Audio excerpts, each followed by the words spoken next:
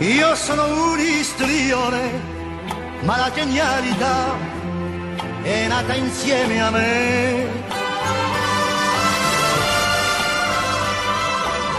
Nel teatro che vuoi, dove un altro cadrà, io mi surclasserò. Io sono un istrione, ma la teatralità scorre dentro di me. Quattro tavole in croce e qualche spettatore, chi sono lo vedrai, lo vedrai.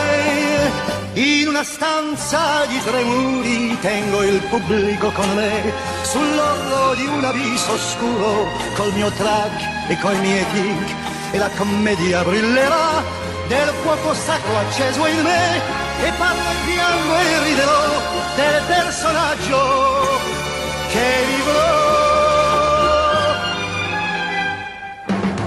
Perdonatemi se con nessuno di voi non ho niente in comune,